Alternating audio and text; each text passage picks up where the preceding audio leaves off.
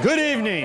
I'm Lionel Bienvenu, and live from the Chinook Tavern, this is the John Fox Show. From 7 Sports and the Denver Broncos, this is the John Fox Show. Presented by your Rocky Mountain Honda dealers.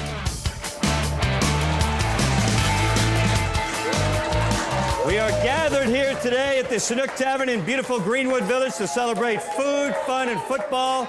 The Broncos face the Chargers on Thursday Night Football. Welcome to the show, everybody, presented by your Rocky Mountain Honda dealers. We got fans of all ages here at the Chinook. Broncos fans all over the place, including the youngest Broncos fan, Katie. This is beautiful little Lexi. Hey, Lexi. She even has orange hair. She is ready for the big game, aren't you, baby? Are you ready for some football? Oh, gorgeous. And there's her mom, Katie, right there off camera. All right, thank you very much. All right, guys, it's going to be a great show tonight. We're going to look ahead to the Chargers game and look back at the Titans game. That was the first game back for John Fox. The team got the win for him, and this was the scene in the locker room after that victory. We got a heck of a football team. But just remember, we're trying to be a great football team. We took a step that way in this first game of the fourth quarter. All right, we need to continue that. We play a division opponent that we have a lot riding on, man. We've got some pretty special things you've accomplished in our division. We need to keep those alive.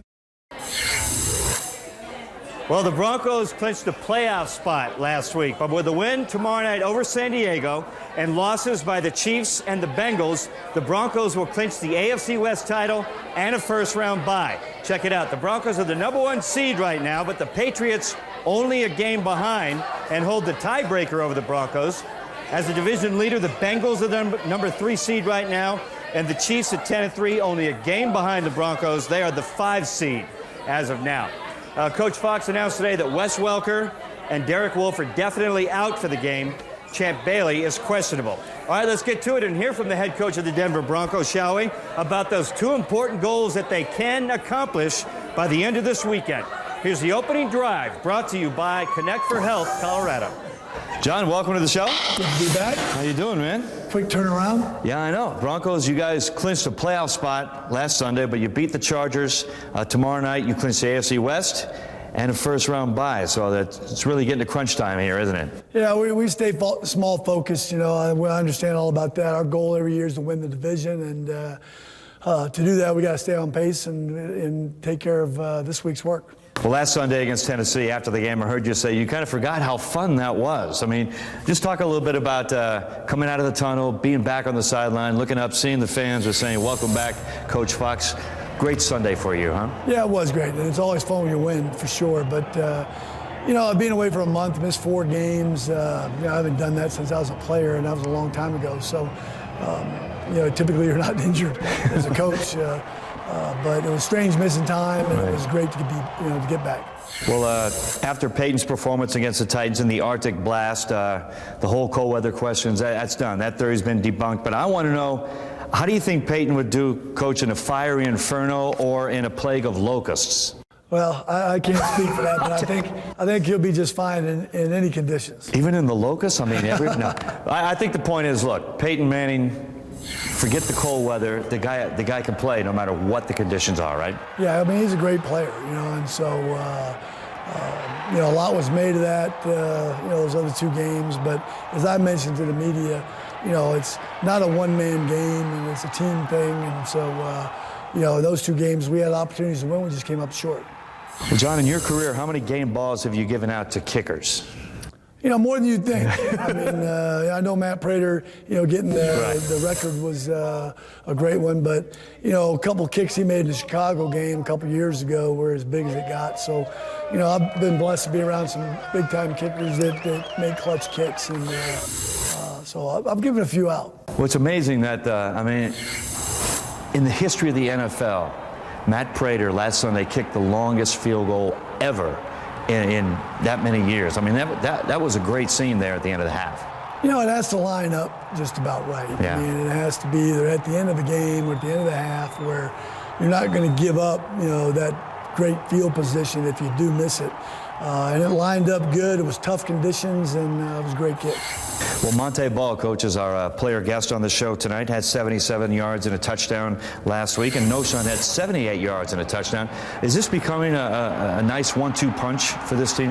Yeah, it's been something we've been trying to build. You know, it's our run efficiency and, you know, a little bit more depth at the running back position. Monte has, you know, stepped up over the last few weeks and done a superb job. And Noshan's been real steady and consistent all year long. And, you know, it's hard for one guy to carry the load, so it's been real good that Monte stepped it up. John, you mentioned a quick turnaround. You win the Titans in the next day, right? You're back in the office game planning for the Chargers. And players have told me they really don't start feeling good, their bodies getting back to normal until maybe on Wednesday. And you got to play again on Thursday. How tough is it on the human body to play 2 games in 5 days? Well, it's definitely hard on the players. You know, I think we have a pretty good plan of attack as far as, you know, how we go about preparing. You know, it's tough on the front end. The nice thing is you get 10 days before the next one, and they do get to recover. So, you know, it's tough, but they'll find a way.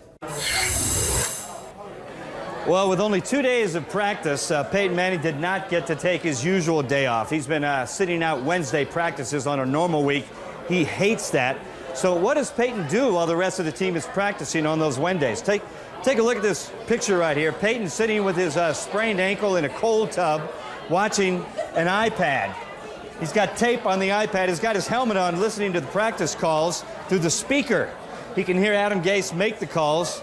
Unbelievable. Nobody takes the game as seriously as number 18. Now, Peyton showed he can play in cold weather last week, right? 4 touchdown passes against the Titans, 397 yards, a 107.8 passer rating. He was pretty good there in the cold. Now, in the 2 cold weather games this season, the Broncos put up 31 in New England and 51 on the Titans. At season's end, they could break the NFL season record for most points scored. Peyton could break the record for most touchdown passes in a season. But there's only one record he says he's concerned about. Here's Peyton's 2 cents, brought to you by First Bank. The one we're concerned with is our win-loss record, and you know, it tells you how competitive our division is. That you're still having to, you know, take care of business each week to have a chance to possibly win the division, and that's where our focus is. And our job as an offense to score points, score more than the opponent. You're playing the Chargers this week. Their offense is hot. Phillips having a great year. We got to score points, and however we do that, running the ball, throwing the ball, you know, kicking field goals, kicking 64-yard field goals, whatever we have to do, that's our job. Well, this is the #1 selling jersey in the NFL, okay? We're giving away a couple of these Peyton Manning jerseys tonight here at the Chinook Tavern. It pays to come down to the John Fox Show. All right, time for a break, but we are coming back with our player guest segment. We'll sit down and talk with Monte Ball. Stay with us on the John Fox Show.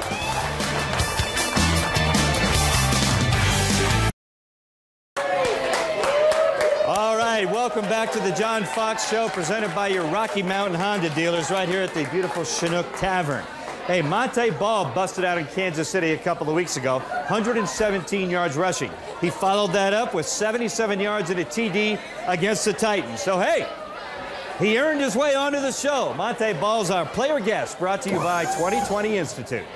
Well, Monte, welcome to the John Fox Show. Appreciate it. Thank you for having me. How are you feeling this week, man? I feel great. I feel great. I know it's a short turnaround, man. I mean, look, you play on Sunday, you play again tomorrow night, 2 games in 5 days. How tough is that on the body?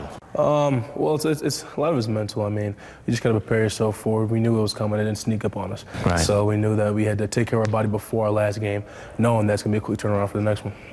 Well, you hear a lot about rookies in the NFL and how the college season will be over now, except for the bowl game. You now have 3 games left, then probably 3 more into February, right? How you holding up? I feel great. I feel great, man. Just because, like I said, we all take pride in taking care of our bodies, drinking a lot of water, massages, and keeping a schedule. Right. And it's been working. I'm not gonna lie to you, it's different for me, obviously, because I'm a rookie. I kind of would be down right now, but it's a fun process. Well, you've scored 83 total touchdowns at Wisconsin. That's a record. You have 4 touchdowns this season. And after the touchdown against the Titans, you went and jumped into the stands, right? Was that a Wisconsin thing, or you just jumped into the South stands there? Well, first, I just like celebrating the fans and teammates, but I had to redeem myself from my Kansas City touchdown when I tried to jump up into the stands when we played them here, and I kind of didn't make it up there. The wall kind of stunned me. Well, look, Noshawn Moreno's having a great season. He's got 12 total touchdowns. He's going to hit the 1,000-yard mark this season. What have you learned being around him this year? Toughness, man. He brings a lot of toughness and passion to the game, though. I always had passion for the game, but I'm kind of feeding off of the toughness that he brings, and it's a great energy that he brings on the sidelines and off the field, and it's something that we all love to feed off of. Look, Monte, as a rookie, could you have landed anywhere better than this offensive juggernaut that John Elway and John Fox have put together when you look at the talent around you? No, it's a blessing. Whenever the phone call came in, the 303 area code, it was I was kind of like a little kid because I've always wanted to play here, and I'm finally doing it, and That's right. It's remarkable. And Peyton, you got the call, and you're like, so I want to be catching passes and taking handoffs from Peyton Manning? That's exactly the feeling, too? That's exactly how it was. After the phone call ended, I talked to my parents, and I was like, man, I'm about to play next to Peyton Manning. It's unbelievable. Well, look, everybody always asks me, what's Peyton like? Like I'm supposed to know. I mean, we talk to him, in a press conference situation, but we don't see him behind those walls. So what is Peyton Manning like, in that locker room? Well, first off, outside of football, he's normal. He's a normal guy, family man, and loves watching football, obviously. But, behind the closed doors, when we're watching film, getting ready for our opponent, he's strict in ways, which is great, because it makes us all better. And he wants for everybody to do their job, and he wants everyone to be great, and it really helps us all out. Now, Chargers tomorrow, you win, you clinch the AFC West title and a first-round playoff bye. But after that, the chase is still on for the #1 seed. The Patriots are still hanging around. The Chiefs are only a game back as of this point. It's getting down to crunch time, isn't it? Yeah, it is. It's for me, it's kind of weird. Now I'm going to play, in postseason with my great teammates and all that stuff. It's another, like I said, a blessing. But like I said, we're going one game at a time, and looking forward to playing, the playoffs. And looking forward to jumping in the stands again tomorrow night against the Chargers? Yeah, of course. If the opportunity presents itself, I'm gonna try to do it again. All right, Monte, thanks so much for joining us, man. We appreciate it. Thank you for having me. And good luck against San Diego. We'll see you next time. All right, thank you. From Monte Ball to Malik Jackson, the second-year player is breaking out as one of the Broncos' best young defensive linemen. Malik had 4 tackles last Sunday, 3 for loss, and 1 sack. And the last time we did the John Fox Show, we heard player guest Eric Decker talking about his love for dogs and his Decker's Dogs Foundation. Well, Malik's the same story. The big guy has a soft spot for rescue dogs. Aaron Anderson goes man-to-man with Malik Jackson. That was a big game, that series kind of really made me sit back and, know I can really be out here doing this. It figures that Jacksonville was Malik Jackson's breakout game. With back-to-back-to-back tackles for loss, he was a one-man 3-and-out. I was just happy I could show the coach what I can do in that series, and turned out to be a good game for me, and just trying to keep it going. When Malik is not wreaking havoc on quarterbacks, you'll find him in the backyard. G, Mia, come on. With 2 of his biggest fans. These things are, my pride and joy. They're like my kids. They love you. They don't know the difference from a bad day and a good day. They just want to run up and play with you. It's loving, man. Somebody that doesn't judge you or nothing, so it's good.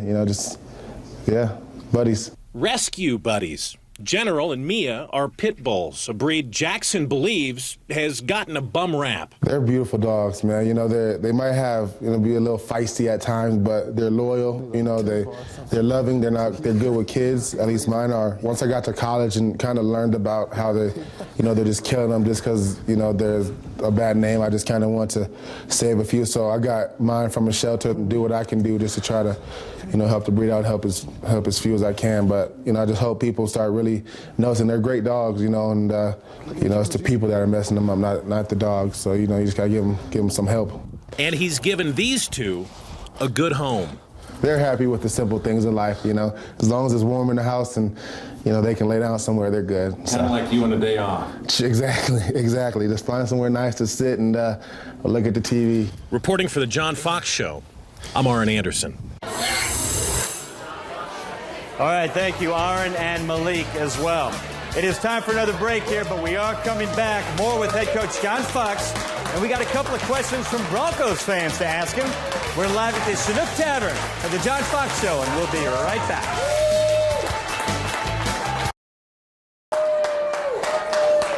All righty, welcome back to the Chinook Tavern and the John Fox Show, presented by your Rocky Mountain Honda dealers. Hey, how's the weather? That is the topic of conversation every day for everybody, especially around here in Colorado. Hey, look, Mother Nature, you can't stop her, you can only hope to contain her, right? That's the topic of 3 and Out, brought to you by Pandora.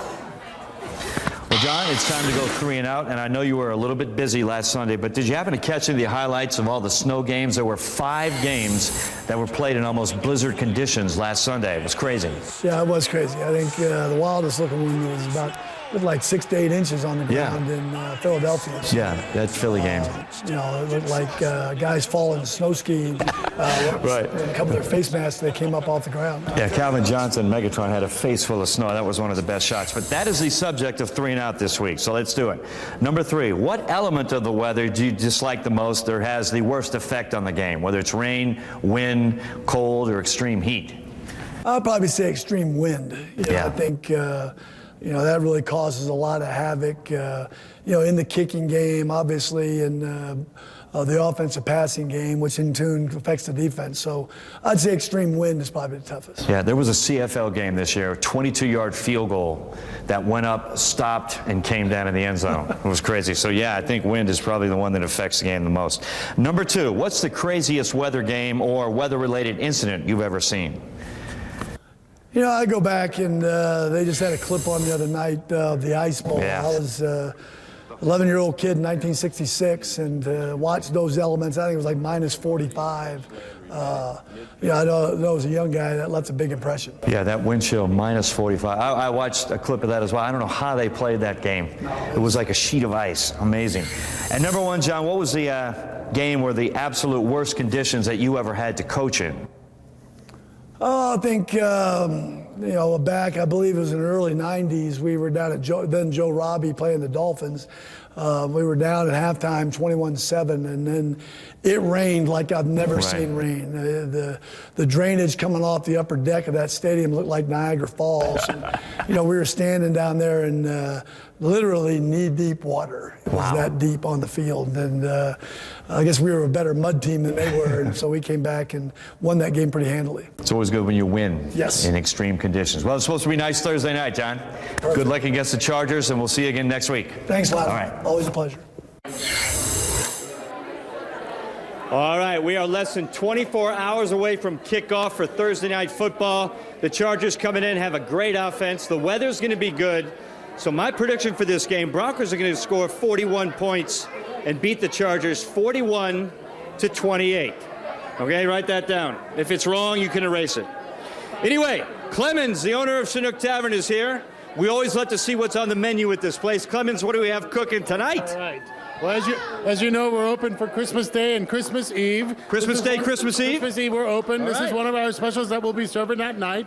It's a bone-in New York strip with a chipotle tomatillo demi-sauce and a blue cheese potato cake and asparagus. But we have all kinds of things to please everybody for the holidays. Wow, that sounds awesome, Clemens. I'll be here at 7 a.m. Christmas Day, okay? I'll see you there. I'll see you then. All right, thank you. And look, remember, guys, no show on Friday. There's John Fox show tonight because of the Thursday game, but we'll be back the next Friday at 6:30 right here at Chinook. But we're going to give away some Peyton Manning jerseys. Shelly, what do we have tonight? We have Bronco jerseys. All right. So people are ready. The crowd's crazy. We're going to give away the jerseys, and we'll see you again, not Friday, but the next Friday, right? Got that? I'm there. All right, Shelly, thank you very much. Thanks for watching. Thanks to the Chinook Tavern, everybody in here. And baby Lexi, she's gone. Oh, but she was so cute. Anyway, we'll see you next time. Have a great weekend.